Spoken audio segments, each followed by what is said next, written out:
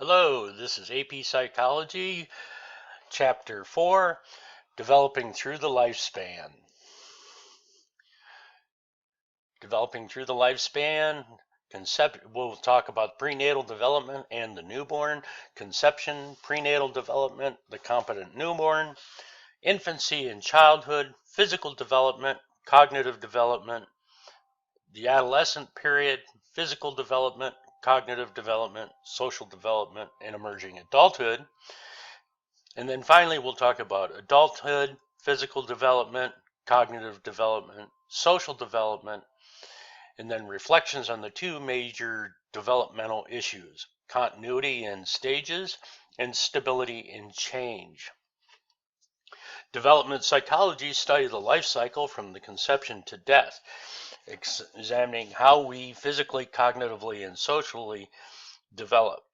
Three issues pervade this study: the relative impact of genes and experience on behavior, whether development is best described as gradual and continuous or as a sequence of predetermined stages. 3, whether the individual's personality remains stable or changes over the lifespan. The life cycle begins when one sperm unites with a mature egg to form a zygote. Attached to the uterine wall, the developing embryo begins to form the body and organs. By 9 weeks. The fetus becomes recognizably human. With the aid of new methods of studying babies, researchers have discovered that newborns are surprisingly competent. Infants develop skills of sitting and standing and walking in predictable sequence. Their actual timing is a function of individual maturation rate. Jean Piaget theorized that the mind develops by forming schemas that help us assimilate our experiences and thus occasionally may be altered to accommodate some new information. In this way, children progress from the simplicity of the sensorimotor stage through the increasingly complex preoperational and concrete operational stages to abstract formal operational thought. Infants become attached to their parents largely because they are comfortable, familiar, and responsive. Denied such care, children may become withdrawn, anxious, and eventually abusive. Self-concept develops gradually, but by age 10, children's self-images are quite stable and linked with independence, optimism, and sociability. Children who develop a positive self-image tend to have been reared by parents who are authoritative, but at the same time allow their children a sense of control over their own lives. Adolescence typically begins at puberty with the onset of rapid growth and sexual maturity. Jean Piaget theorized that the adolescents develop the capacity to reason abstractly. Following Piaget's lead, Lawrence Kohlberg contended that moral thinking likewise proceeds through stages from morality of self-interest to a morality of universal ethical principles. Erik Erikson theorized that a chief task of adolescence is from one's identity. This struggle may continue into adult years as new relationships emerge and new roles are assumed. The time from 18 to mid-20s is an increasingly not yet settled phase of life called emerging adulthood. The barely perceptible physical declines of early adulthood begin to accelerate during middle adulthood. For women, a significant change is menopause. After 65, declining perceptual acuity begins and strength and stamina are evident, but short-term ailments are fewer. Fluid intelligence declines in later life, whereas crystallized intelligence does not. Research suggests that people are not predictable, as some stage theorists have argued. Life events and even chance occurrences influence adult life in unanticipated ways. Two basic aspects of our lives, love and work, dominate adulthood. Most people retain a sense of well-being throughout life. The normal range of reactions to a loved one's death or to our own impending death is wider than most suppose. Those who face death with a sense of integrity, according to Erikson, feel that their lives have been meaningful and worthwhile. Although the major stage theories have been modified in light of later research, they continue to alert us to differences among people of different ages. Researchers who have followed lives through time have found evidence of both stability and change. So, nature and nurture. How do genetic inheritance, our nature, experience the nurture we receive, and influence our behavior? Continuity stages is development of a gradual, continuous process of sequence of separate stages, and stability and change is personality traits that exist through life, or do we become different persons as we age? Prenatal development and the newborn. How over time did we come to be who we are? From zygote to birth and development progresses in an orderly though fragile sequence.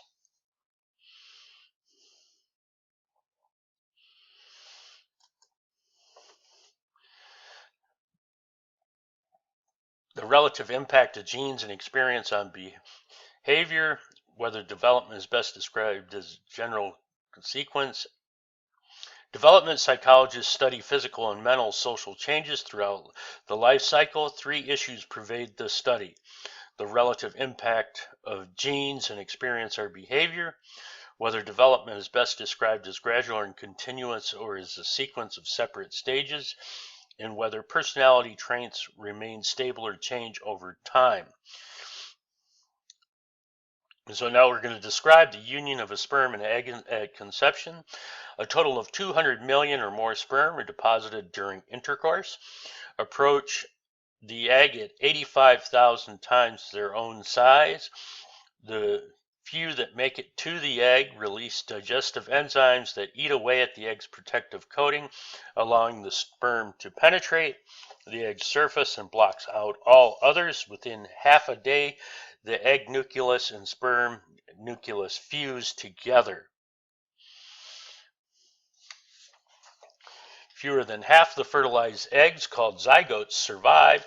In the first week, cell division produces a zygote of some 100 cells, which is already beginning to differentiate to specialize in structure and function. About 10 days after conception, the zygote's outer part attaches to the uterine wall and becomes the placenta, through which nourishment passes. The inner cells become the embryo. By 9 weeks after conception, the embryo looks unmistakably human and is now a fetus. During the 6th month, the internal organs, such as the stomach, have become sufficiently formed in function to allow prematurely born fetus a chance at survival.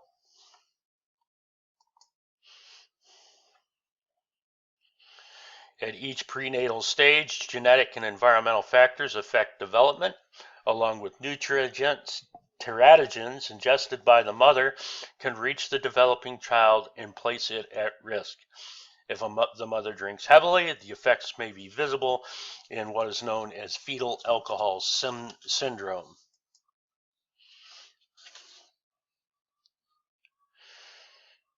Now we'll describe some of the abilities of the newborn and explain how researchers use habituation to assess the infant's sensory and cognitive abilities.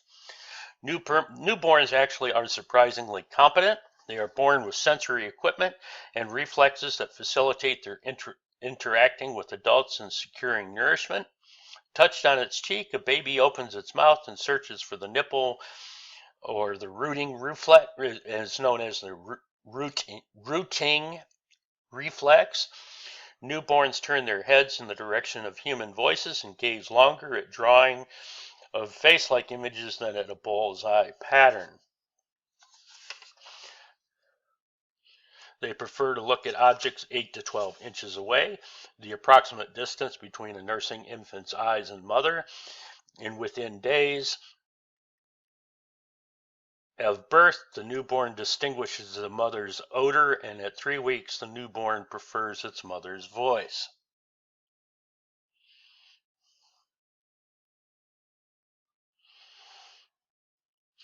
Investigators study infants becoming habituated to objects over a period of time, and infants pay more attention to new objects than habituated ones, which shows they are learning. The infancy and childhood span from birth to teenage years. During these years, the individual grows physically, cognitively, and socially. A simple form of learning is called habituation. A decrease in responding with repeated stimulation enables researchers to assess what infants see and remember. Studies using habituation phenomena indicate that infants can discriminate colors and shapes and sounds and can understand some basic concepts of numbers and physics. Infants' psychological development depends on their biological development. To understand the emergence of motor skills and memory, we must understand the developing brain.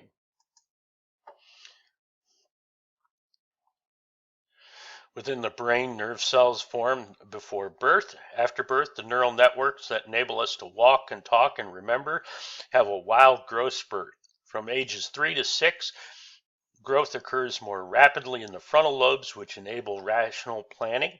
The association areas of the cortex, which are linked to thinking, memory, and language, are the last areas to develop. Maturation, the biological growth processes that enable orderly changes in behavior, sets the basic course of development, and experience adjusts it. Maturation accounts for commonalities before walking, to use nouns before adjectives.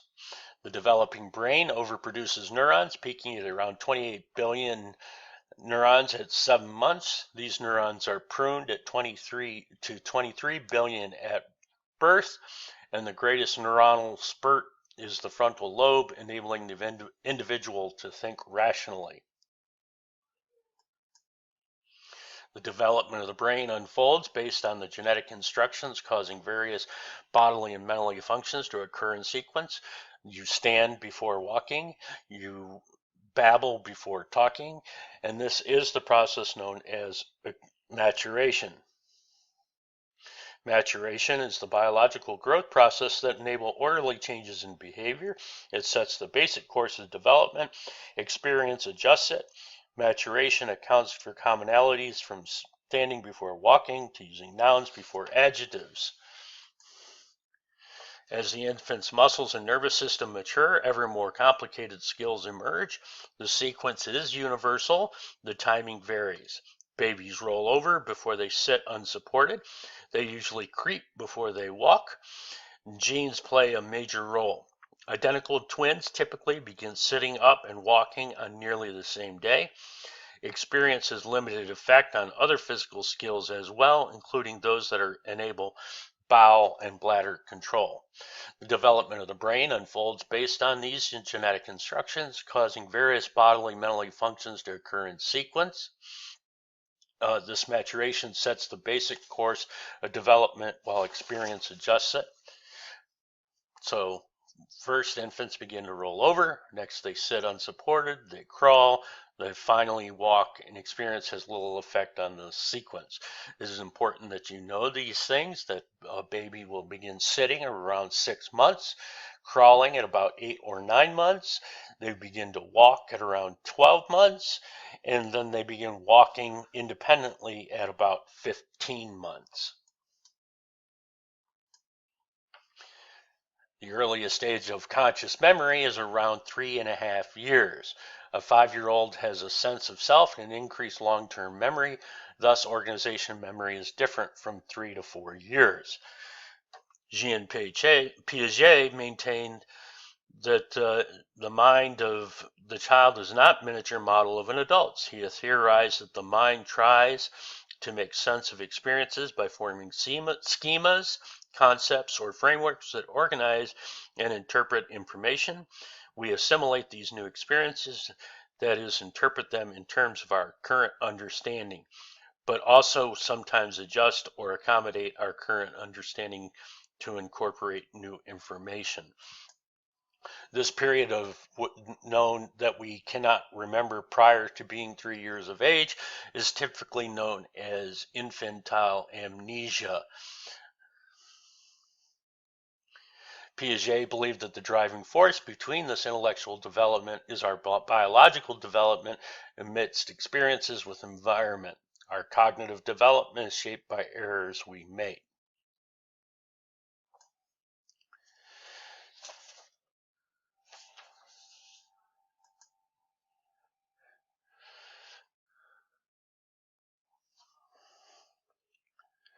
So these schemas are mental molds in which we pour our experience. So here we see 2-year-old Gabriella has learned the schema for cow from her picture book. Gabriella sees a mouse and calls it, a moose, and calls it a cow.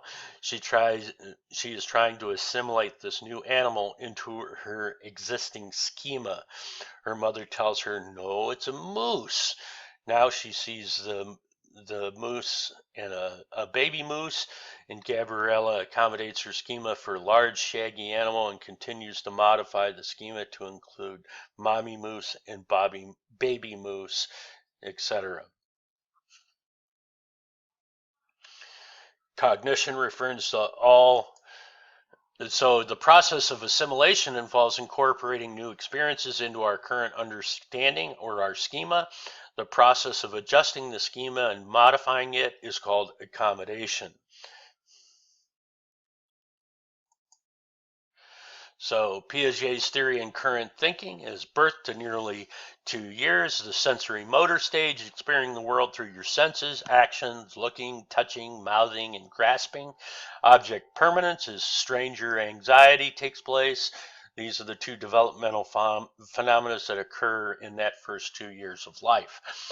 From 2 to 7 years of age, we experience a period known as preoperational thinking. What it is representing things with words and images that use intuitive rather than logical reasoning. This is why children in this age group tend to have a lot of pretend play. They tend to be egocentric, and they tend to have this tends to be the period where they develop their language skills. At about 7 to 11 years of age, you go through a phase known as concrete operational. This is where you think logically about concrete events, grasping concrete analogies, performing arithmetical operations. This is where you're able to begin conservation and mathematical transformations. This is when you first learn your basic arithmetic skills in elementary school. At about 12 through adulthood, however, you enter into formal operational stages of abstract reasoning. This is where you get abstract logic, a potential for mature and moral reasoning, which makes it more likely that you can do more advanced forms of critical thinking. And this is why that's where they begin to introduce you to concepts like algebra. In the sensorimotor stage, babies take in the world by looking, hearing, and touching, and mouthing and grasping. Children younger than 6 months of age do not grasp object permanence, and that objects that are out of sight are believed to be also out of mind. So this is why playing games like peekaboo is so exciting for them, because they have a hard concept of understanding object permanence. So cognition refers to all the mental activities associated with thinking, knowing, remembering, and communicating. During the sensorimotor stage, birth to age 2, cognitive development, children experience the world through their senses. By 8 months, the infant exhibits object permanence, an awareness that things still exist even when you can't see them. Piaget maintained that up to about 6 or 7 years of age, children are in a pre-operational stage, too young to perform mental operations. They are egocentric, which means that they cannot perceive things from another's point of view and lack the theory of mind. Autism is also marked by impaired ability to infer others' mental states. Piaget thought that at about age 6 or 7, children become capable of performing concrete operations. For example, those required to comprehend the principle of conservation. They think logically about concrete events, grasp concrete analogies, and perform arithmetical operations. And by age 12, reasoning expands through purely concrete to encompass the abstract thinking which Piaget called operational thinking. So Piaget believed children in the sensorimotor stage could not think. They do not have any abstract concepts or ideas. However, recent research shows that children in the sensorimotor stage can think and count. Children understand the basic laws of physics, and they are amazed at how a ball can stop in midair or disappear. Children can also count. Wynn proved in the 1992 and 2000 studies showed that children stared longer at the wrong number of objects than the correct number of objects. So they would be shown these puppets, they would change the number of puppets, and then the children would demonstrate a puzzled appearance. So Piaget suggested that from 2 years old to about 6 or 7, children are pre-operational stage, means they're too young to perform mental operations, and the child points to the left flask as having more liquid when in fact the two flasks contain the same amount. The inability to use mental operation and understand the conservation of the amounts is lacking at this stage. And so this is what they show them, two vessels that are the same size, but when they invert one, the water of course goes up to a higher level, and so the child perceives this as being more, even though they have been just shown that they are actually equal. And then they can invert this, and he will go back to saying they're equal, and then back again and say this one has more. And so he has a difficulty conserving that concept.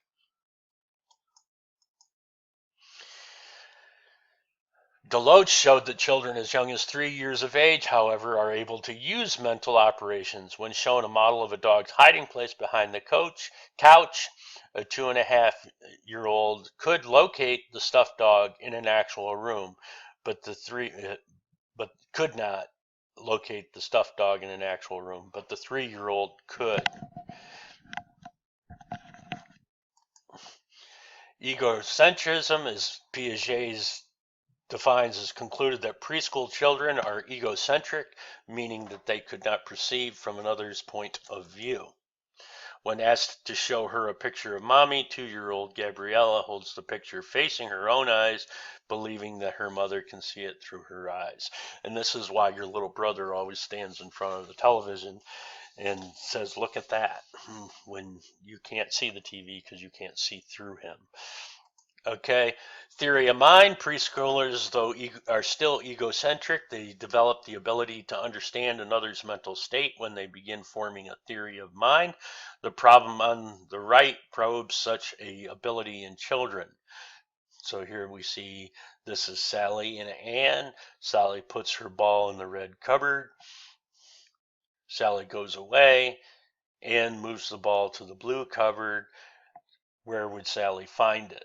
Now, the inability to, most children would say in the blue cupboard, but because of the fact that they would not be able to think that Sally does not know what they know. Well, of course, Sally would look in the red cupboard.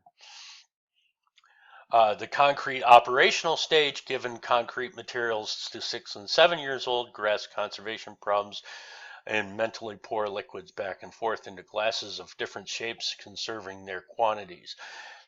Here, once they reach this concrete operational stage, the child is able to understand that just because the shape of the vessel has changed doesn't mean the amount of liquid has changed.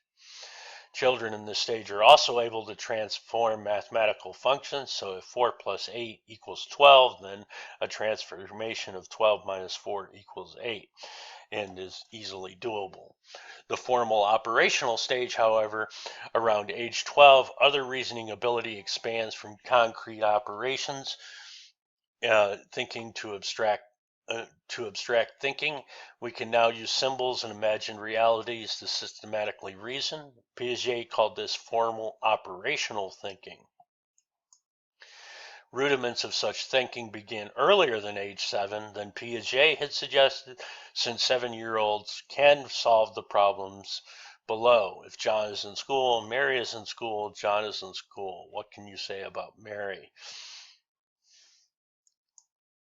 So, reflecting on the Piaget's theory, Piaget's stage theory has been influential globally, validating a number of ideas regarding growth and development in many cultures and societies. However, today's researchers believe the following. Development is a continuous process. Children express their mental abilities and operations at an earlier age. Formal logic is a smaller part of cognition. Recent research shows that young children are more capable at their development and more continuous than Piaget believed. The cognitive abilities that also see formal logic as a smaller part of cognition than Piaget did. Nonetheless, these studies, his idea that human cognition unfolds basically in the sequence he proposed. Piaget contended that the moral development closely coincides with cognitive development and that characteristics of pre-operational thought have important implications for child's moral development. For example, children have difficulty forming moral judgments until they shed egocentric thinking and are able to assume another's perspective, and they cannot move beyond law and order morality until they escape literal thinking.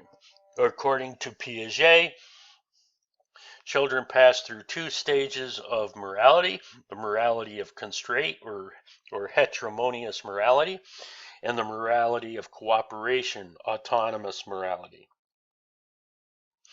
Heteronomous morality means subject to another's law. From 4 through 7 years of age, a child's respect for authority leads him to her to regard adult rules as sacred, unchangeable things, where moral wrongness is defined in terms of adult sanctions. That is, acts that are wrong are acts that adults punish. Moral responsibility is understood as obedience to authority. The child's cognitive limitations lead him or her to think of wrongdoing in a highly literal, objective terms without regard to intentions, to view moral values as absolute and universal, and to believe that justice is served by severe expiatory punishment rather than the restitution to the victim. Autonomous or subject to one's own law morality develops at about 8 years of age. Presumably, it grows out of mutual respect that peers begin to feel for one another, as well as decrease in egocentrism. Rules are regarded as products of group agreement as instruments of cooperative action. Thus, they can be changed by mutual agreement. Along with greater moral flexibility comes the tendency to judge acts by intentions rather than by consequences, to favor punishment in form of restitution rather than expiation, and to abandon the belief in imminent justice. That misconduct is automatically punished. Students will be interested in Piaget will tell children to assess the nature of moral judgments. One example, Philip was outside when his mother called him in for dinner. As he opened the dining room door, he accidentally knocked over a tray of cups, breaking all 8 of them. Now compare him with John, who came home from school hungry. Though his mother told him not to eat dinner before, he climbed up to the cupboard anyway to steal a cookie. While up there, he broke 1 cup. Who was naughtier, Philip or John? The younger child, judging on the basis of consequences, views Philip the naughtier. He broke 8 cups. The older child examines the intentions and judges John to be more culpable. Or you could consider the case of Michael. After school, he ran into the supermarket, stole 3 large red apples, and ran out the door. As he fled, a policeman saw and chased him. In attempting to escape, Michael crossed a bridge. As he reached the top of the bridge cracked. Michael fell into the water and he was captured. Would the bridge have broken if Michael had not stolen the apples? The child who maintains a belief in imminent justice will say that the bridge cracked because of the boy's misconduct. Or finally, 6 boys were playing football. In the course of their play, they trampled some recently planted shrubs and flowers. What should be done to them? Give them a spanking, never allow them to play football again, or have them plant new shrubs and flowers. Only older children will see the wisdom of the last alternative.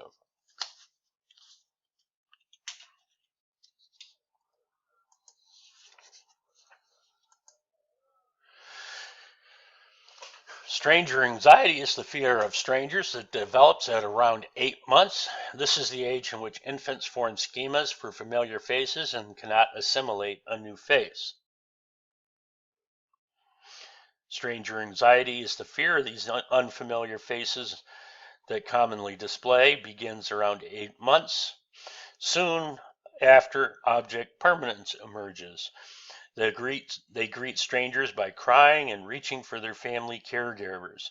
At this age, children have schemas for familiar faces and become distressed when they cannot assimilate these new faces into these remembered schemas.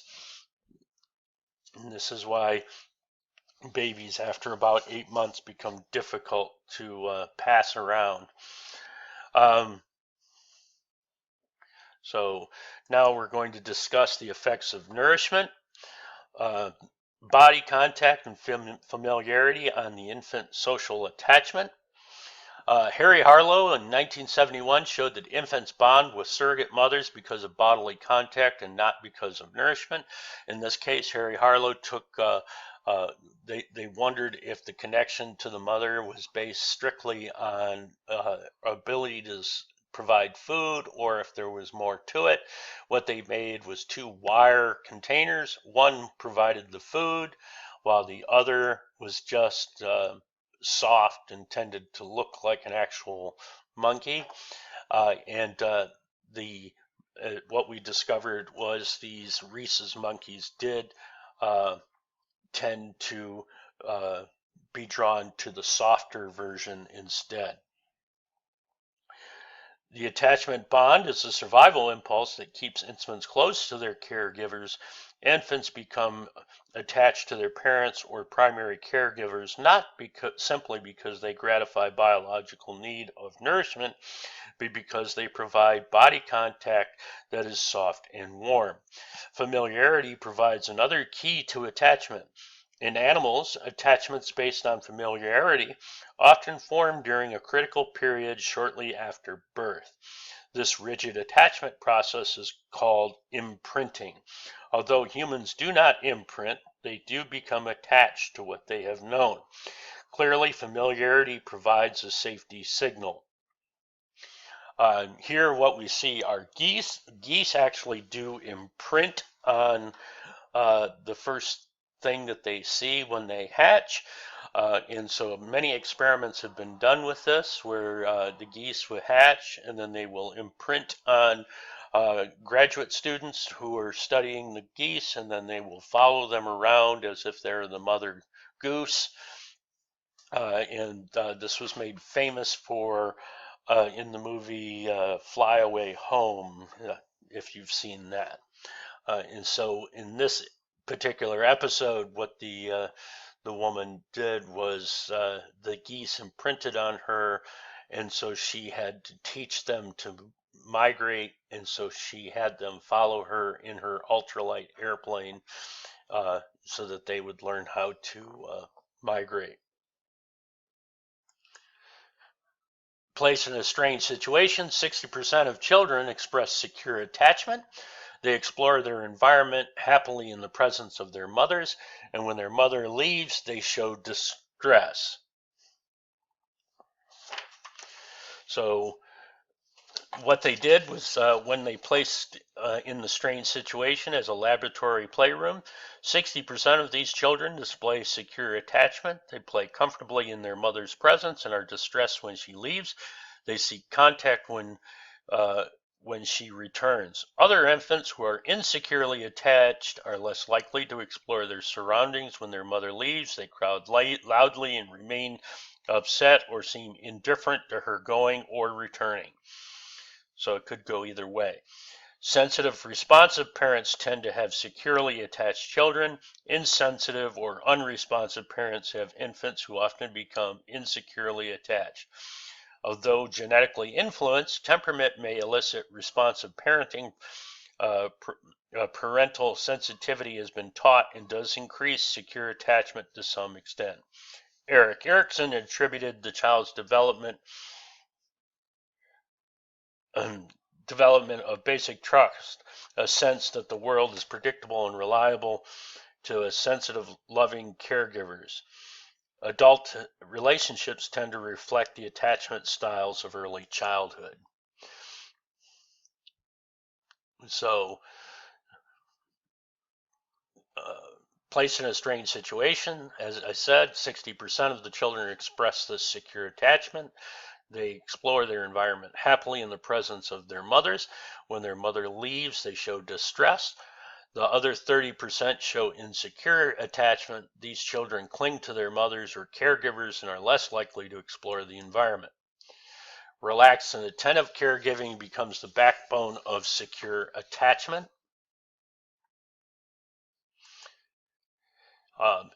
Here again, Harlow's studies showed that monkeys experience great anxiety if their terry cloth mother was removed. And so when the terry cloth mother was removed and they were left only with the wire mother, they would show anxiety because they could not get comfort other than just food. So why do these attachment differences exist? What they explain is that the mother, they did an experiment with both rat pups and human infants that develop secure attachment if the mother is relaxed and attentive. The father, in many cultures where fathers share the responsibility of raising children, a similar secure attachment can develop as well. Separation anxiety, the anxiety that's created when a child and their mother is separated, peaks at about 13 months of age, regardless of whether the children are home or sent to daycare. So it doesn't matter if you're dropping your kid off at daycare every day, they still have this separation anxiety. And for young parents, this can be a very traumatic time because of the constant upsetting of their child. So what happens when circumstances prevent a child from forming attachments? In these circumstances, children become withdrawn, frightened, and unable to develop speech. Infants who experience abuse or extreme neglect often are withdrawn, frightened, and even speechless. Severe and prolonged abuse places children at risk for health problems, psychological disorders, and substance abuse and criminality. Both monkeys and infants who are temporarily deprived of attachment may become upset and before long withdrawn and even despairing. However, if placed in a more positive and stable environment, infants generally recover from distress of separation. Children who are prevented from forming attachments by age 2 may be at risk for attachment problems. Early research uncovered no negative impact of maternal employment on child's development. More recent research has investigated the effects of differing quality of daycare on different types of and ages of children. Children who have spent the most time in daycare seem to have slightly advanced thinking and language skills, but also have increased rate of aggressiveness and defiance. But the child's temperament, the mother's sensitivity, and the family's economic and educational level matter more than the time spent in daycare. So if parental caregiving and support is deprived from extended period of time, children are at risk for physical and psychological social problems, including alterations in the brain and serotonin levels. Quality daycare that consists of responsive adults interacting with the children does not harm children's thinking and language skills. However, studies do suggest that extensive time in daycare can increase aggressiveness and defiance.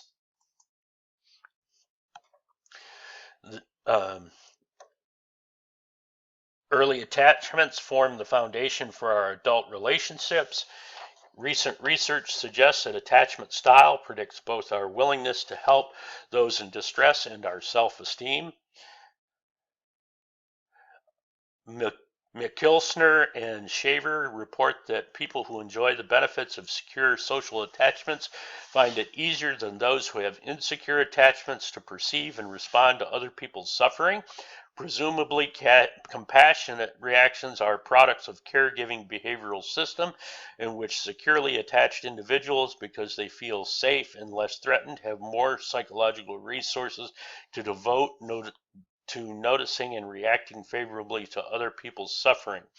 Mulkeeser and Shaver find that both dispositional and experimental induced attachment security is linked to the compassion and altruism.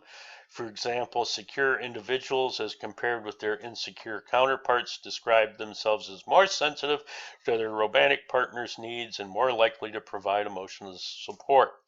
Similarly, when an experimenter induced secure attachment, the participant has more inclined than insecurely attached person to care for a confederate of the experimenter diagnosed with cancer.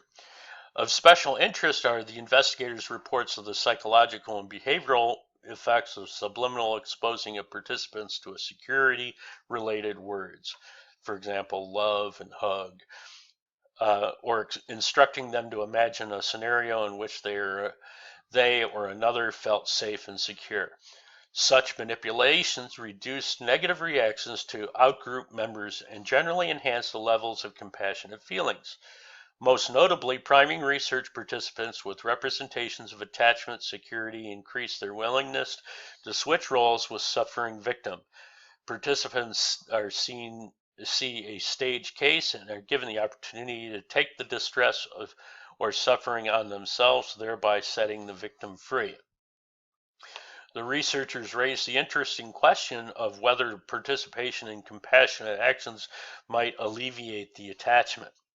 Insecurity by bolstering a person's sense of being needed, as well as by bolstering a pro-social working model of self. Noting that securely attached people have relatively higher self-esteem than those who are insecurely attached, Laura Park and her colleagues wondered how attachment style might be associated with specific bases for self-esteem. Using a sample of 795 students, they found that attachment security was positively related to basing self-worth on family support. In contrast, those with preoccupied or fearful attachment style were more likely to base their self-worth on physical attractiveness. Park's research team suggests that preoccupied individuals who perceive inconsistent care may conclude that they are unlovable unless they satisfy others' expectations. To maintain a sense of security and relational closeness, they may base their self-esteem on others' reactions and validations, such as others' social approval or merely on their own physical appearance. As Chapter 15 explains, taking into account the source of self-esteem may help us better understand how the self-concept predicts everyday behavior. So, self-concept, a sense of one's own identity and personal worth, develops gradually at about 15 to 18 months. Infants will recognize themselves in the mirror by school age, and children start to describe themselves in terms of their gender, their group membership, or their psychological traits. They also compare themselves with other children, and by ages 8 and 10, they have self-images that are quite stable. So self-concept is a sense of one's identity and personal worth emerges gradually at 6 months. Around 15 to 18 months, children can recognize themselves in the mirror, and by 8 and 10, their self-image is stable. The child rearing practices, there are 3 types of parents. There are authoritarian parents, parents who impose rules and expect obedience. There are permissive parents, parents who submit to children's demands. And then there are authoritative parents, parents that are demanding and responsive to their children. Authoritarian parents impose rules and expect obedience. Permissive parents submit to their children's desires, making few demands and use little punishment. Authoritative parents are both demanding and responsive.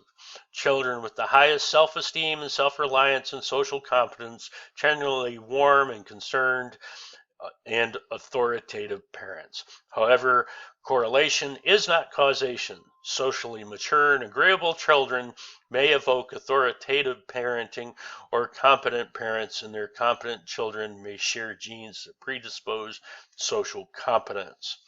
So authoritative parenting correlates with social competence. Other factors like common genes may lead to this easygoing temperament and may invoke the authoritative parenting style, which is the most preferred parenting style. Many psychologists once believed that our traits were set during childhood. Today, psychologists believe that development is a lifelong process. Adolescence is defined as a life between childhood and adulthood, and Americans have a particularly long period of adolescence. Adolescence begins with puberty, or sexual maturation. Puberty occurs earlier in females, usually around the age of 11, than it does in males, which it's usually around the age of 13. Thus, height in females increases before males, and this is why a lot of times the girls are taller than the boys in middle school. During puberty, primary sexual characteristics, the reproductive organs and external genitalia develop quickly. Adolescence typically begins at puberty with the onset of rapid growth and developing sexual maturity. A surge of hormones triggers a 2-year period of growth that begins in girls at about age 11 and boys at age 13. During this growth spurt, the reproductive organs or primary sex characteristics develop dramatically. So do the secondary sex characteristics, such as breasts and hips in girls, and facial hair and deepened voice in boys, and pubic and underarm hair in both sexes. The landmarks of puberty are the first ejaculation, known as spermarche, in boys, which usually occurs around age 14, and the first menstrual period, which is menarche, in girls, which usually begins within the year of age, by the age 12. Brain development includes frontal lobe maturation and selective pruning of unused neurons and their connections, and early maturation is good for boys but may be stressful for girls, depending on how people react to their maturity. So all these secondary characteristics, as we point out, is that girls develop breasts and hips. Boys will develop facial hair and a deeper voice. And of course, as we mentioned before, pubic hair and armpit hair grow in both sexes.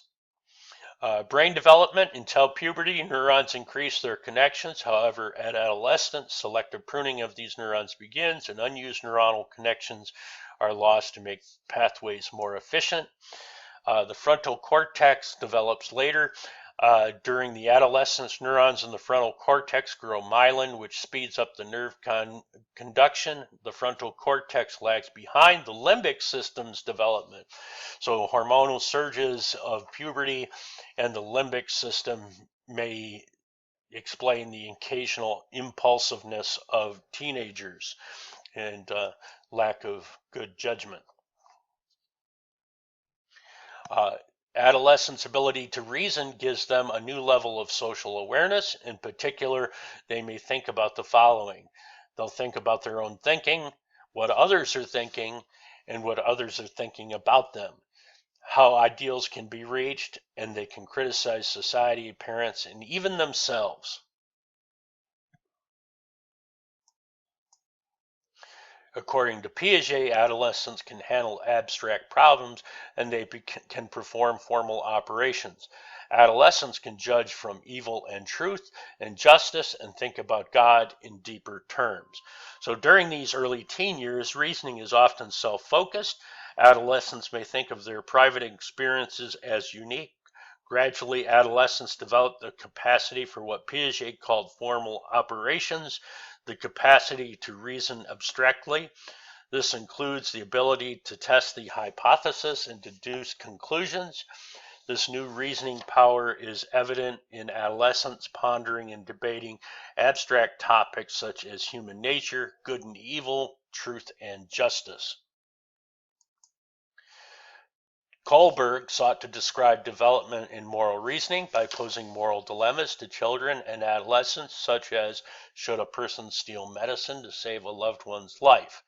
He found stages of moral development.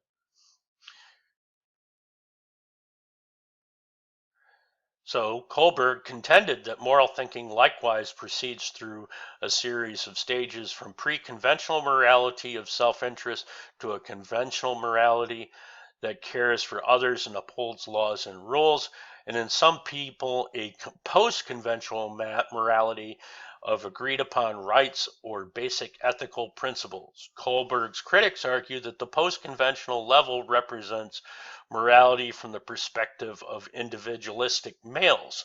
The social institutionalist perspective argues that moral feelings sometimes precede moral judgments and affect both our reasoning and action. Doing the right thing also depends on the social influences. For instance, in Nazi Germany, ordinary moral people were corrupted by an evil situation. Character education programs teach children to empathize with others and delay gratification.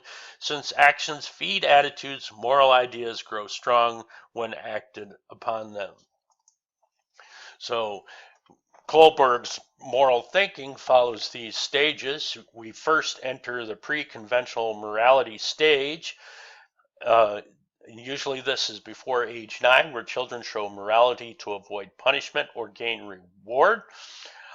Conventional morality was by early adolescence. There are social rules that laws are upheld for their own sake. So laws tend to be black and white. And then eventually people can reach the post-conventional morality and affirms people agreed upon rights or follows personally preconceived ethical principles. Moral feelings is more than moral thinking. When posed with simulated moral dilemmas, the brain's emotional areas only light up when the nature of the dilemma is emotion-driven.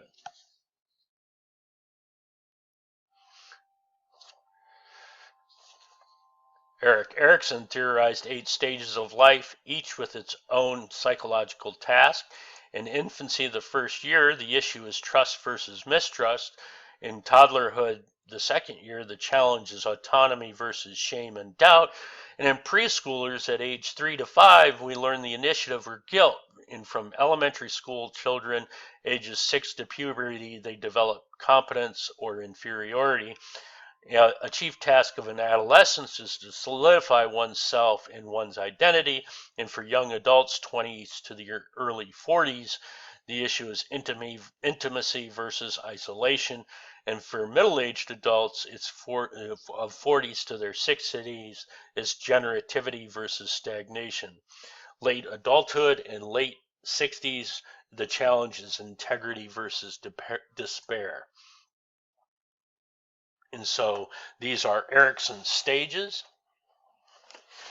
So in infancy, the trust versus mistrust stage, the description of the task is, will the needs are dependably met? Infants develop a sense of basic trust, whether mom's going to bring her the food or not. During toddlerhood, it's autonomy versus shame and doubt. Toddlers learn to exercise will and do things for themselves or doubt their abilities. And so preschoolers, it's initiative versus guilt. Preschoolers learn to initiate tasks and carry out plans, or they feel guilty about efforts to be independent.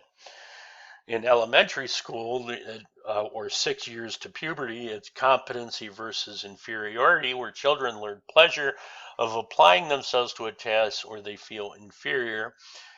Teenagers work at refining a sense of self by testing roles and then integrating them to form a single identity, or they become confused about who they are. This is identity versus role confusion, and this is why adolescents oftentimes will try on different styles and ways of dressing and color of hair and things like that. Finally, in young adulthood, it's intimacy versus isolation. This is when young adults struggle to form close relationships and gain capacity for intimate love or feel socially isolated. This is where they begin looking for a lifelong partner. During middle adulthood, it's generativity versus stagnation.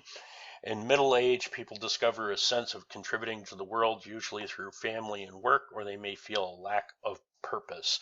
And this is oftentimes where the concept of the midlife crisis comes in. Finally, you have late adulthood, integrity versus despair, when somebody has reached the end of their career or their working life, and they begin reflecting on their life and how they felt. And so they either feel a sense of satisfaction or a sense of failure, and this will help determine how they feel about themselves at the end of life. Adolescents usually try out these different selves in different situations. Often this role confusion gets resolved by gradual reshaping of the self-definition that unifies various selves in a consistent and comfortable sense of who one is in identity. In some cases, adolescents may form their identity early simply by taking on their parents' values and expectations. Others may adopt a negative identity in opposition to parents, but in conformity with their particular peer group. Erikson believed that forging a clear, comfortable identity is a precondition for establishing a close relationship or intimacy of a young adulthood. Although teens become independent of their parents, they grow older, they nevertheless relate to their parents on a number of things, including religiosity, career choices, peer approval. Relationships are also very important.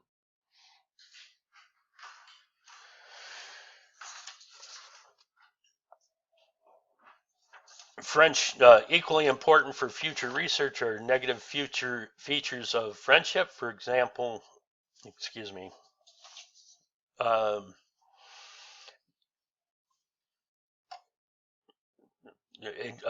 I lost my place, become increasingly independent of their parents. Nonetheless, researchers have found that most teenagers relate to their parents reasonably well. Positive relations with parents support positive peer relations. Teens are herd animals, and they talk and dress and act more like their peers than they do their parents. Children who grow up in an area different from their parents will often develop the accent of the new area that they grow up in. Although adolescence is a time of increasing peer influence, parents continue to influence teens in shaping their religious faith as well as their college and career choices. Thomas Brent proposes two questions. First, how can you tell that someone is your friend? And researchers have used this question to assess age changes in concepts of friendship. Although both elementary school children and adolescents say that friendships involve mutual liking and pro-social behavior, companionship, and relative lack of conflict, many adolescents but few children refer to intimacy in friendships. Adolescents likely to say that they talk about their problems with their best friends, and that as a best friend really understands you. This age difference may be due to the fact that adolescents spend more time with their friends than younger children do. Friendships are more significant relationships in adolescence than in earlier life. Girls also describe their friendships as more intimate than do boys, although some researchers have suggested this is merely a matter of style. Others suggest that male friendships are less intimate because boys trust their friendships less than girls do. The sex difference does not simply reflect a developmental delay for boys. Adult women also tend to have more intimate friends than do men. Brent notes that those who focus on the features of friendship, and particularly differences in intimacy, tend to emphasize the positive characteristics of friendship. Equally important for future research are negative features of friendship. For example, Although adolescents being interviewed often mention conflicts with friends, researchers have tended to ignore these comments.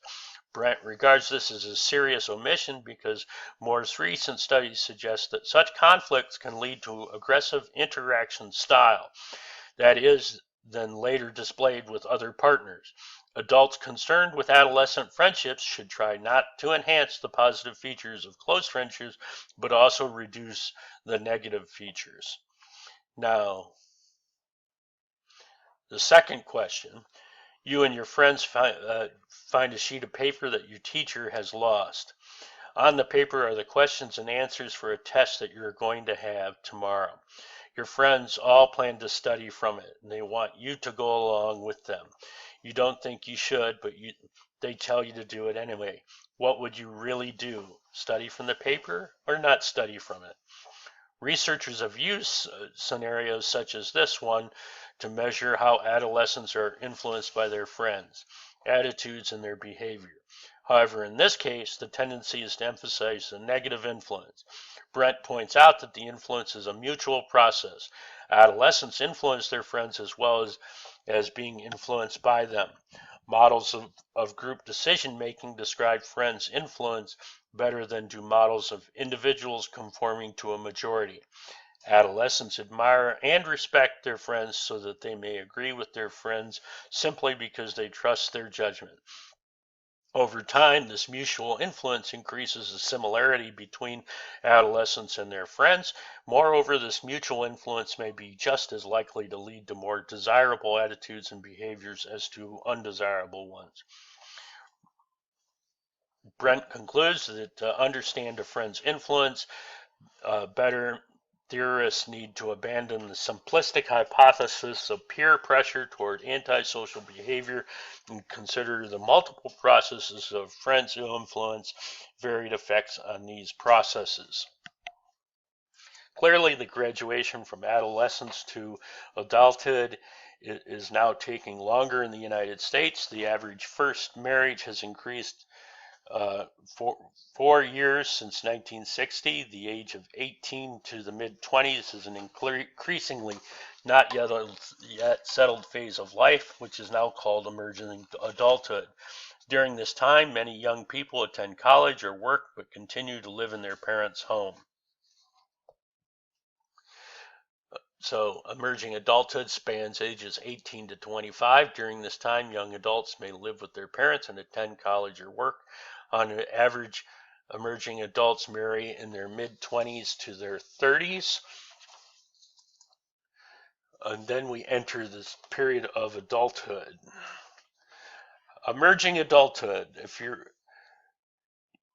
Research suggests that the majority of Americans in their late teens and early 20s say neither yes nor no in the addition to the question whether they have reached adulthood.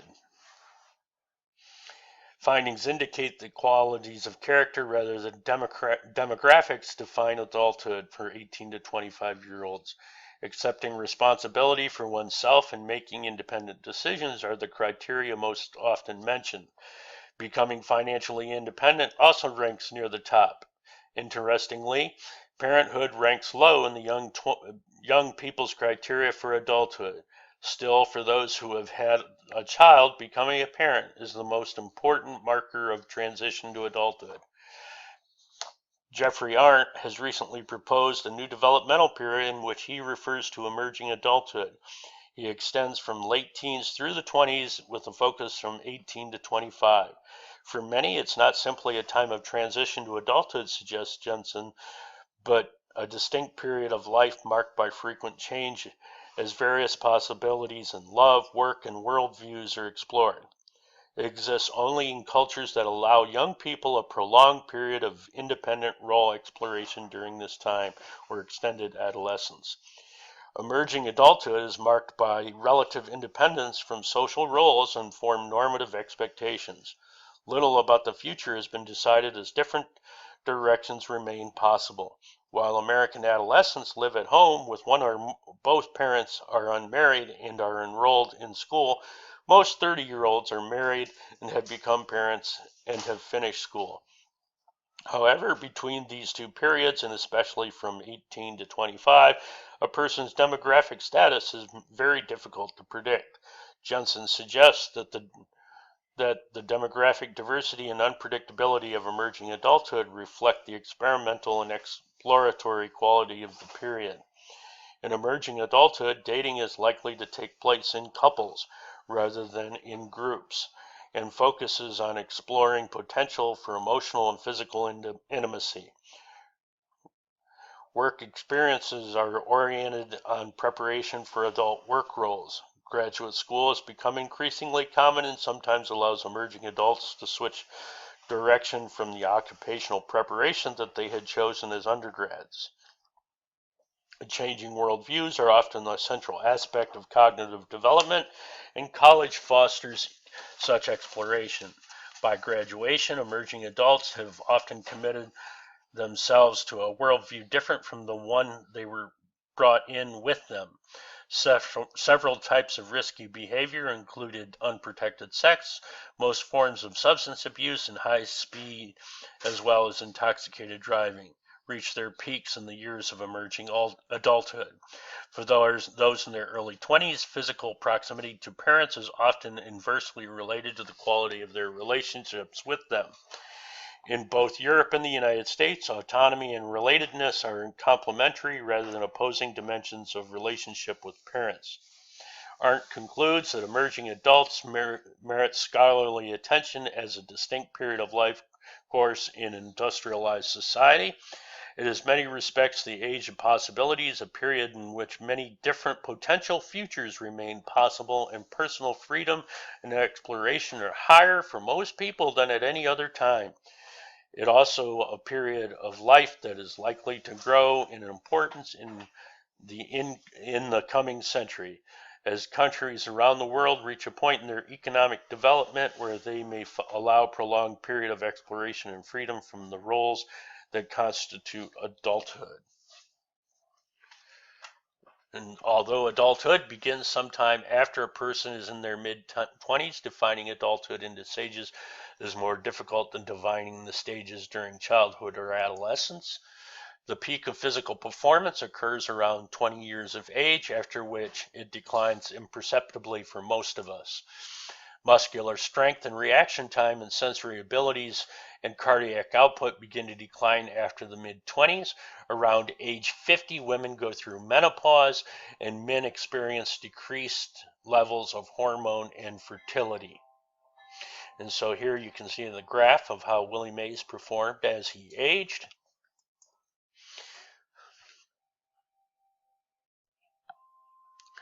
Muscular strength and reaction time and sensory keenness and cardiac output crest in the mid-20s and then slowly begin to decline. These barely perceptible physical declines of early adulthood begin to accelerate during middle adulthood, and for women, significant physical change of adult life is menopause, which is the ending of the menstrual cycle, which generally seems to be smooth rather than a rough transition. A woman's attitudes and expectations influence the emotional impact of menopause. Men experience no equivalent to menopause and no sharp drop in sex hormones after middle age. Most men and women remain capable of having satisfying sexual activity throughout their adult lives. Life expectancy at birth increased from 49% in 1950 to 67% in 2004 and to 80% in 2004 to 80% in developed countries. Women outlive men and outnumber them at most ages. The worldwide life expectancy at birth increased from 49 in 1950 to 67 in 2004, and in some developed country it now exceeds 80. Women outlive men and outnumber men in most ages past early infancy. In later life, declining perceptual acuity, muscle strength and reaction time, stamina and hearing, and the sense of smell are evident. Short-term ailments are fewer, but a weakened immune system makes life-threatening ailments more likely.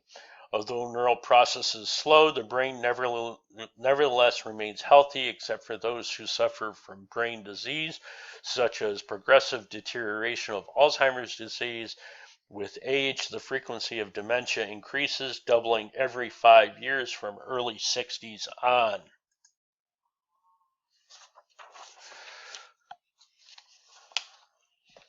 After age 70, so as we see here on these charts, that after age 70, hearing and distance perception and the sense of smell all diminish, as do muscular strength. After 80, neural processes slow, especially for complex tasks. At age 70, our motor abilities also decline. A 70-year-old is no match for a 20-year-old, and fatal accidents also increase around this age. And this is why oftentimes you see older folks driving so slowly. Old age, with increasing age, the risk of dementia also increases. Dementia is not a normal part of growing old, so not everyone will get it. The risk of developing Alzheimer's disease also increases with age. Individuals who are in the early stages of this disease show more MRI activity in the brain than do normal individuals of the same age. And so as you can see here, there's more activity in the Alzheimer's brain than there is in the normal functioning brain. Do cognitive abilities like memory, creativity, and intelligence decline with age the same way physical abilities do? As we age, we remember some things well. These include recent past events that happened a decade or two back. However, recalling names becomes increasingly difficult.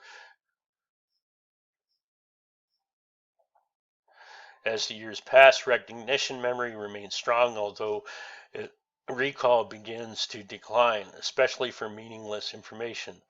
Older adults may take longer than younger adults to produce words and things that they know. Older people's capacity to learn and remember skills decline less than their verbal recall. Their prospective memory, or their ability to remember too, remains strong when events help trigger memories. Without reminder cues, the time-based task, remember the 8 a.m. meeting, and the habitual tasks such as remembering to take medicines can be especially taxing.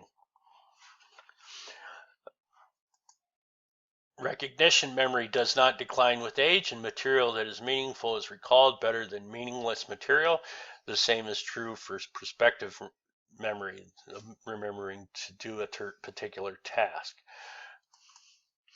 Longitudinal studies suggest that intelligence remains relative as we age. It is believed today that fluid intelligence, or the ability to reason speedily, declines with age, but crystalline intelligence, the accumulated knowledge and skills, does not.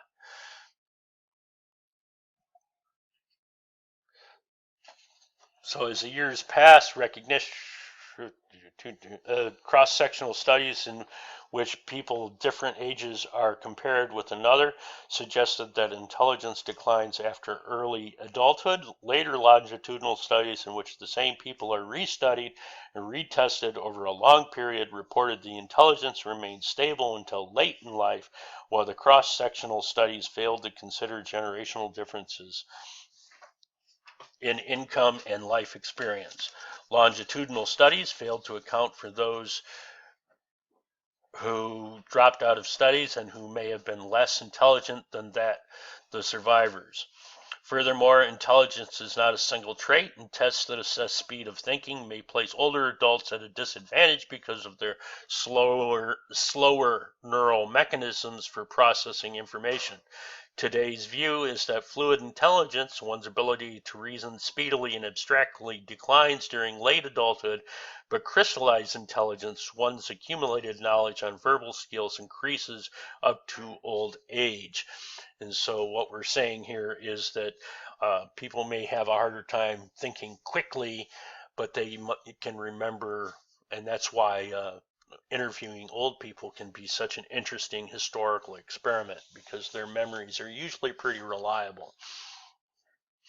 A number of cognitive abilities decline with age. Vocabulary and general knowledge actually increase with age because the older you are, the more experience you have with vocabulary, a reservoir to build in. Many differences between young and old are not simply based on physical and cognitive abilities, but may instead be based on life events associated with the family. Psychologists doubt that adults pass through an orderly sequence of age-bound stages. The midlife crisis at 40 are less likely to occur than crises triggered by major events such as divorce, new or a new marriage. Some They argue, for example, that as people enter their 40s and undergo this midlife transition to middle adulthood, which is for many is a crisis. However, research has failed to support the idea that distress peaks anywhere in the midlife range. Moreover, critics suspect that given variations in the social clock and individual experience, any proposed timetable of adult ages and stages will have limited applicability. Marriage, parenthood, retirement, and other life events that make transitions to new life stages are occurring at unpredictable ages, and even chance encounters and events can have lasting, significant, and as a result, adults may change far more and far less predictably than theories suggest.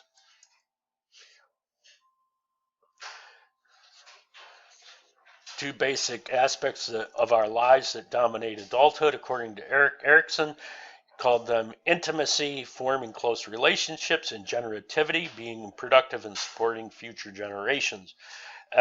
Evolutionary psychologists suggest that marriage and survival and value our ancestors and their parents who stayed together and raised children to childbearing age had a greater chance of passing their genes on to posterity.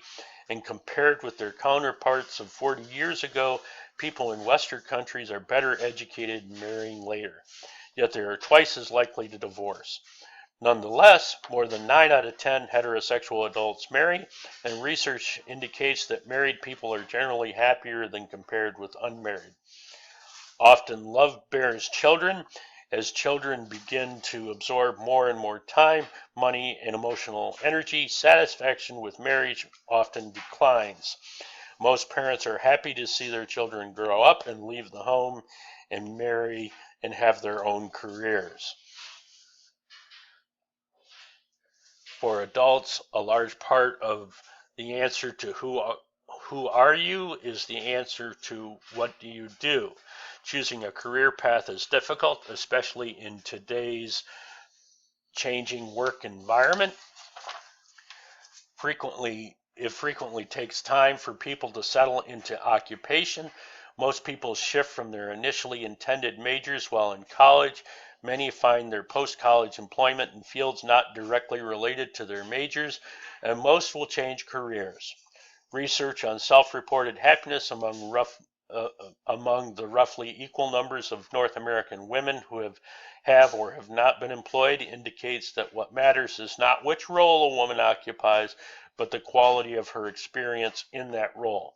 Happiness is having work that fits your interests and provides a sense of competence and accomplishment.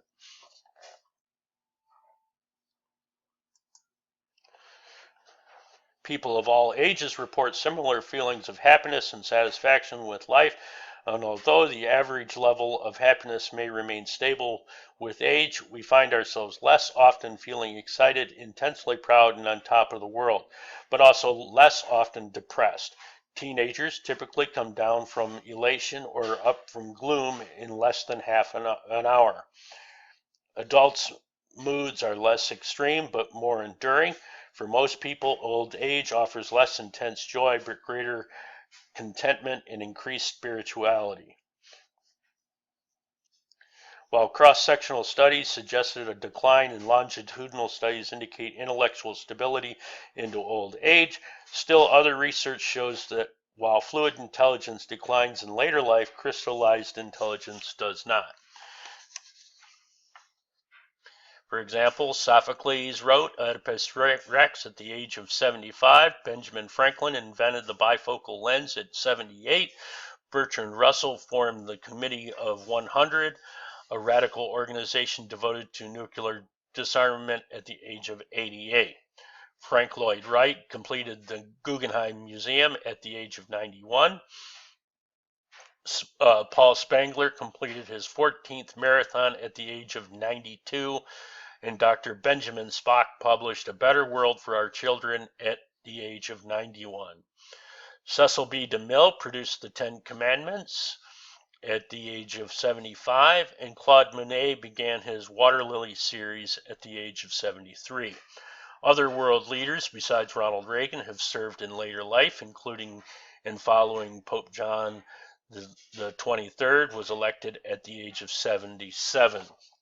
Konrad Adenauer won the election that allowed him to lead West Germany to Reconstruction at 72.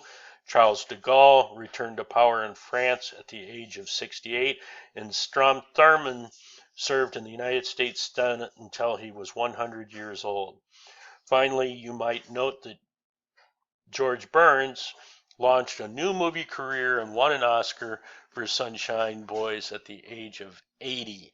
In 94, performed at Proctor's Theater in Schenectady, New York, 63 years after he first played there. Clearly, some individuals remain creative and productive throughout the lifespan. Is it possible that our society's negative view of an aging person stifles creativity? Do stereotypes of elderly become self-fulfilling prophecy? And Judith Stevens Long notes that Thomas Jefferson was convinced that he was becoming an imbecile at the age of 68, although he seemed to function as well as ever. In writing to Benjamin Rush, Jefferson stated he had not a conviction of danger to which his unlimited occupation of the executive chair would expose the Republican constitution of government, made it consciously a duty to retire when I did. The fear of becoming a dotard and being insensible to it would itself have resisted all solicitations to remain. Usually the most difficult separation is from one's spouse. Grief is especially severe when the death of a loved one comes from its expected time on the social clock.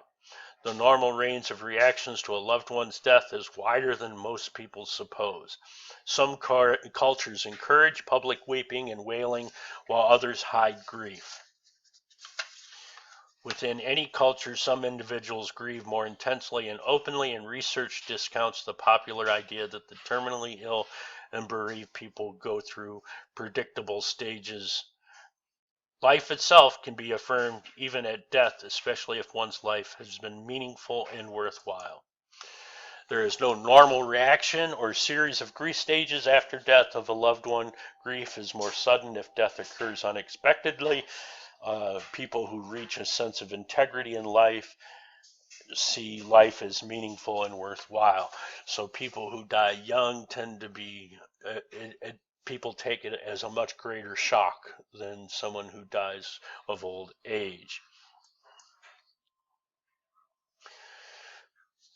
Researchers who viewed the development as slow, continuous process are generally those who emphasize the experience and learning. Biologists, on the other hand, view maturation and development as a series of genetically predisposed steps or stages. These include psychologists like Piaget, Kohlberg, and Erikson.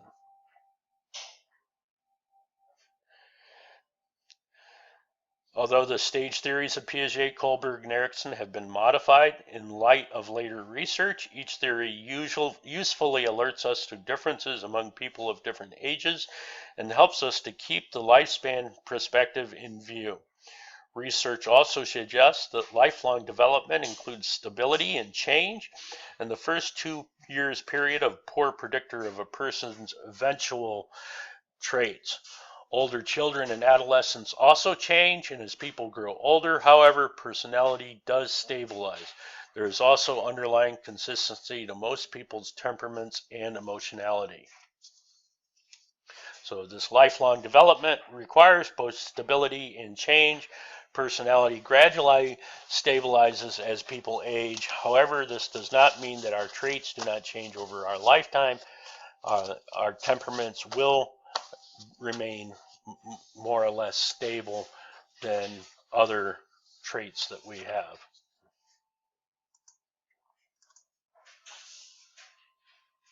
Thank you for listening.